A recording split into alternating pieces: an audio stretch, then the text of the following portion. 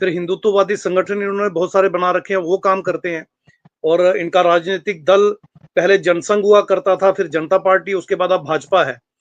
तो जितने भी इनके दल हैं, वो चाहे राजनीतिक हैं, सामाजिक हैं या धार्मिक हैं, इन सब का एक ही मकसद है, ब्राह्मणी अस्तित्व को बचाए रखना और ब्राह्मणी वर्चस्व को बनाए रखना। तो अल्टीमेटली ये जितने भी भागेश्वर बाबा या बाकी वाले बाबा हैं, इनका ये कार्यक्रम तब तक ही सफल रहेगा जब तक ये हमें हिंदू बनाकर हमारा शोषण और दोहन करते रहेंगे और हम खुद को हिंदू समझकर अपना शोषण करवाते रहेंगे।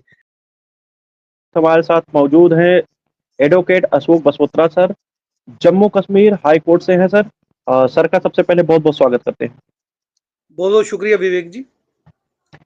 सर बात करेंगे, जिस तरह धीरेन्द्र शास्त्री जी बार बार हिंदू राष्ट्र की बात करते हैं, अभी उन्होंने एक नया शगुफा छोड़ा है। वो कह रहे हैं कि हम हिंदू गांव बसाने जा रहे हैं और उसको लेकर आप देखेंगे सोशल मीडिया पे काफी चर्चा में है। तो ये जो असंवैधानिक बातें करते हैं और देखने को मिलता है, जहां दूसरे तरफ देश भर में जो लोग सरकार का अगर कोई विरोध प्रदर्शन करता है या सरकार के बारे में कुछ ऐसी चीजें कह देता है, तो आपने महाराष्ट्र का उदाहरण देखा होगा कि स्टूडियो में घुस के स्टूडियो को तोड़ ताड़ दिया जाता है।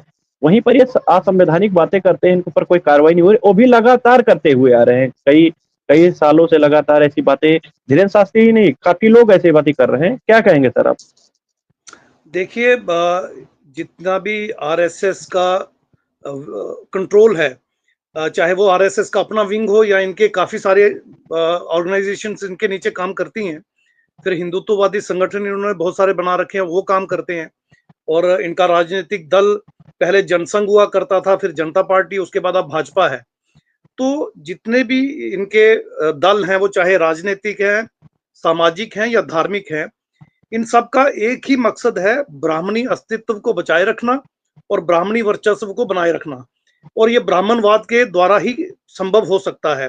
ब्राह्मणवाद का अर्थ होता है वर्ण और जाति और ऊंच नीच की व्यवस्था को दूसरों के माध्यम से लगातार नियंत्रित करते रहना और इंप्लीमेंट करते जाना। अब ये जो SC ST OBC के हमारे लोग हैं, ये इस षड्यंत्र को नहीं समझते हैं। अगर ये इस षड्यंत्र को समझते तो ये अपने इतिहास में जाते, जैसा कि बाबा साहब ने भी कहा था, फुले साहब ने भी कहा था। अब हम अपने इतिहास में अगर जाएंगे तो हमें पता चलेगा कि हमारे समाज में कभी भी डिविजन्स नहीं थी। मानव मानव एक समान का कंसेप्ट था, सब मानव एक समान थे। बुद्ध में भारत था, बुद्धिस्ट प्रीचिंग और बुद्धिस्ट प्रचार प्रसार इस देश में होता रहा था। और बाहर से जितने भी हमलावर आए, वो चाहे शक थे, हून थे, जितने भी आए, वो यहाँ भारत में आने के बाद यूनान से भी आए, उन्होंने यहाँ की संस्कृति को भी अपना लिया, यहाँ के धर्म को भी अपना लिया और कहीं कोई कन्फ्रंटेशन नहीं रही। बहुत अच्छा सिस्टम यहाँ चलता रहा। मगर हुआ क्या, 788 में जब शंकराचार्य, आदि शंकराचार्य जिसको हम कहते हैं, उसका जन्म हुआ और 820 में उनकी मृत्यु भी हो गई, तो पहली बार उन्होंने एक बुद्ध की डिस्टॉर्टेड फॉर्म शुरू की, जिसको उन्होंने शैव मत कहा। विपसना में बैठे हुए बुद्ध को उन्होंने शिवजी बना लिया, मनोती स्तूप को उन्होंने शिवलिंग बना लिया। और 11वीं शताब्दी में रामानुजाचार्य ने लेटे हुए बुद्ध को शिव विष्णु बना दिया, तो वैष्णव मत की शुरुआत हुई। इसी तरह 13वीं शताब्दी में शाक्त मत की शुरुआत हुई। ये 3 मत और 13 अखाड़े हिंदू धर्म का आधार हैं। बेसिकली ये सारा का सारा ताम जाम जो है बुद्धिस्ट से ही निकला है, बुद्धिज्म से ही निकला है। लेकिन आगे चलकर ईरान से या ईरान के आसपास के एरिया से आए हुए विदेशी जो आर्य हैं, जो खुद को आर्य कहते हैं, कभी वैदिक कहते हैं, कभी ब्राह्मण कहते हैं, कभी हिंदू कहते हैं, कभी सनातनी कहते हैं, तो इन्होंने धीरे धीरे वही वेशभूषा अपना ली जो बुद्ध भिक्षु अपनाते थे। और इन्होंने हमारे बुद्ध विहारों पे कब्जा कर लिया, पगोड़ा पे कब्जा कर लिया और जितने भी संस्थान थे और जितना भी उनकी इनकम थी उस पर कब्जा कर लिया। अब उन्हें ये पता है कि जब तक हमारा मूल निवासी बहुजन समाज वर्ण और जातियों में बंटा रहेगा और खुद को हिंदू समझता रहेगा, तब तक ही इनका वर्चस्व हमारे समाज पे रह सकता है। यही वजह है कि धीरेन्द्र शास्त्री और इस तरह के जितने भी और संत और जितने भी इनके शंकराचार्य और आदि शंकराचार्य बने बैठे हैं, वो लगातार इस प्रयास में लगे रहते हैं कि SC ST OBC कहीं खुद को अपना असली रूप में पहचानना शुरू ना कर दें और बुद्धिस्ट ना समझने लगे या नास्तिक ना हो जाएं या इस हिंदू धर्म के फोल्ड से बाहर ना चले जाएं।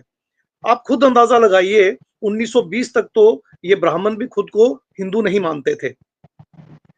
बाल गंगाधर तिलक के बहुत सारे आर्टिकल हैं, केसी नाम का उनका न्यूज़पेपर था उसमें, जिसमें वो कहते थे कि हिंदू शब्द मुगलों की सनातनियों को दी हुई गाली है।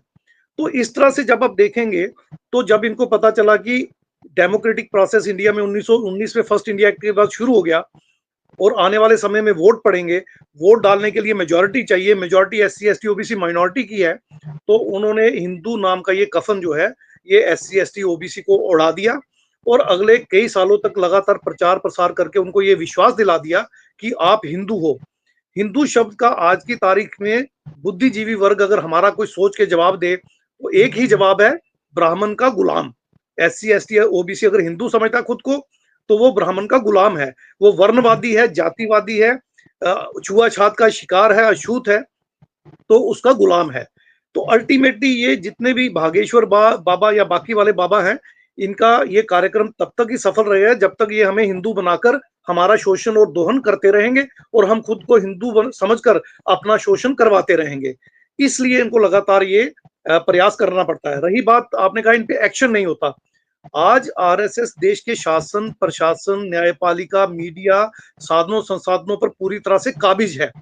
सारे के सारे इदारे जो कॉन्स्टिट्यूशनल एजेंसीज हैं, जैसे ED, CBI, election commission, income tax department, सब के सब इनके कब्जे में हैं और इन्होंने मनुवादियों को वहां पे बिठा रखा है। तो कुल मिला के कार्रवाई करने वाले सारे जो इंस्टीट्यूशन है, वो चाहे पुलिस हो, पैरामिलिट्री फोर्स हो, मिलिट्री हो या ईडी हो, सीबीआई हो, उनमें इनके लोग बैठे, वो कोई भी एक्शन इनके खिलाफ नहीं करते हैं। और अगर गलती से कोई थोड़ा बहुत एक्शन हमारा वहां बैठा हुआ व्यक्ति शुरू कर दे, तो कोर्ट में बैठे हुए इनके जजेस इनको बचा लेते हैं। उसके बाद आरएसएस का अदरवाइज भी इनडायरेक्टली कंट्रोल है, जो कि एक अनरजिस्टर्ड ऑर्गेनाइजेशन है। तो पूरा एक षड्यंत्र है जिसके तहत इन्होंने सारा तामझाम अपने कब्जे में कर रखा है और यही वजह है कि ऐसे अनासर के खिलाफ एक्शन नहीं होता। सिख खालिस्तान की बात करें तो देशद्रोही और पूरा एक्शन होता है। मुस्लिम थोड़ी सी भी बात करें तो उनको पाकिस्तानी बना देते हैं, उनपे भी पूरा एक्शन होता है।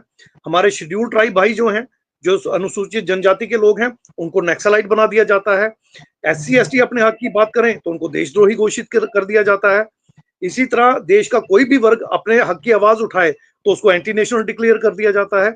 मगर ये जो खुद एंटी नेशनल एलिमेंट हैं, वो चाहे आरएसएस हो, इनके सोशल ऑर्गेनाइजेशन हो, पॉलिटिकल ऑर्गेनाइजेशन हो, इनके रिलीजियस ऑर्गेनाइजेशन हो, जो पूरी तरह भारत के संविधान के विरोध में खड़ी है और बाबा साहब के संविधान की धज्जियां उड़ा रही है, लोकतंत्र का कत्ल कर रही है, इनके खिलाफ कभी कोई एक्शन नहीं होता, क्योंकि उन पोजीशनों पे ये खुद बैठे हुए हैं जिन पोजीशनों की ये रिस्पॉन्सिबिलिटी है कि इनके खिलाफ एक्शन किया जाए। तो ये कानून की सीधी सीधी धज्जियां उड़ाने का मामला है, संविधान की अवहेलना है, रादर संविधान का कत्ल है ये मेरे सामने।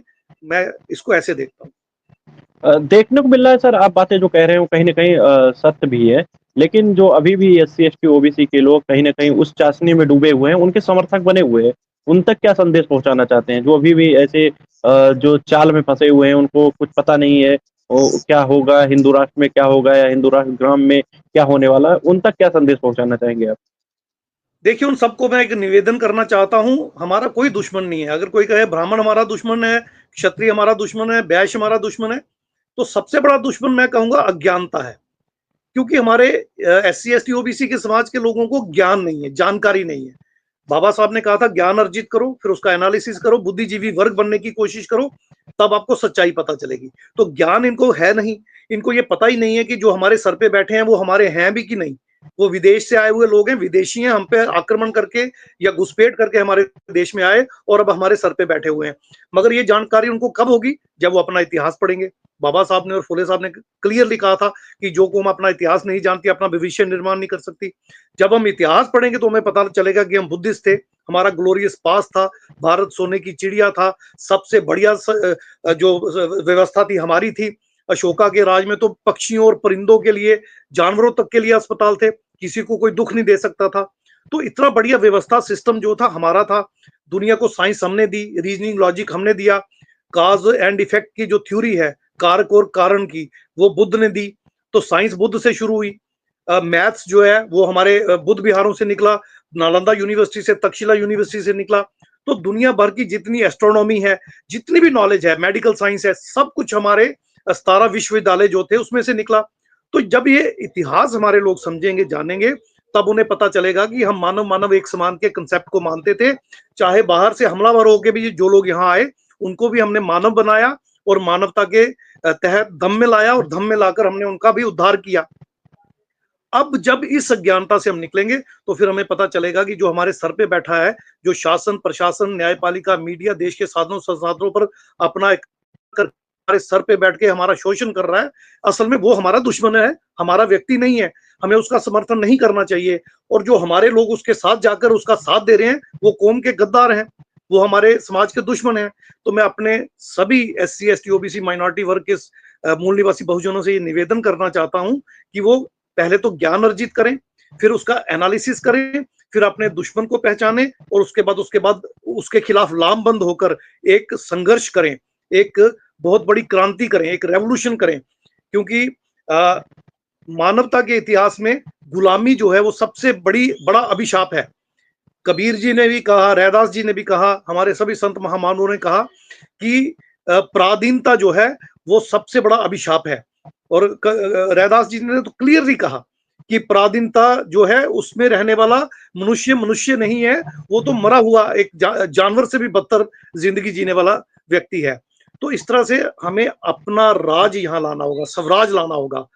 तो रविदास जी कहते हैं या तो स्वराज हो या मरघट हो या शमशान घाट हो, मर जाए हम लोग।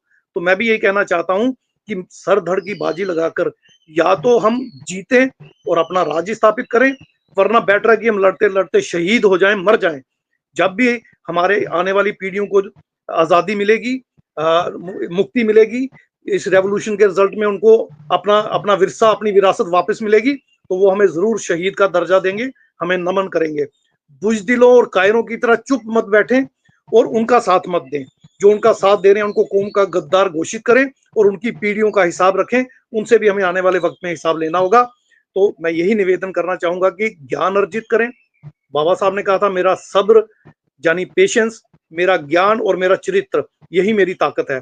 तो हम भी ज्ञान अर्जित करें, अच्छा चरित्र, अच्छा व्यवहार रखें और संयम रखें और अपनी लड़ाई जारी रखें, लड़ते रहें। आज नहीं तो कल हम वापस अपनी विरासत को स्थापित करेंगे और समता, स्वतंत्रता, बंधुता और न्याय पर आधारित समाज की संरचना कर बाबा साहब और फुले साहब को सच्ची श्रद्धांजलि देंगे। तो आइए साथियों, एकजुट हो जाएं और इस लड़ाई को, इस क्रांति को अंजाम दें और अपना देश वापस अपने हाथ में लें। ये संदेश मैं सबको देना चाहता हूँ। तो साथियों, हमारे साथ एडवोकेट अशोक बसोत्रा साहब थे, जिन्होंने साफ तौर पर बहुत सारी बातें अपनी रखी। तो साथियों, जो भी लोग इस वीडियो को देख रहे हैं, वीडियो को ज्यादा शेयर करें और चैनल पर नए हैं तो चैनल को सब्सक्राइब करें। धन्यवाद सर। बहुत बहुत शुक्रिया विवेक जी, बहुत बहुत शुक्रिया।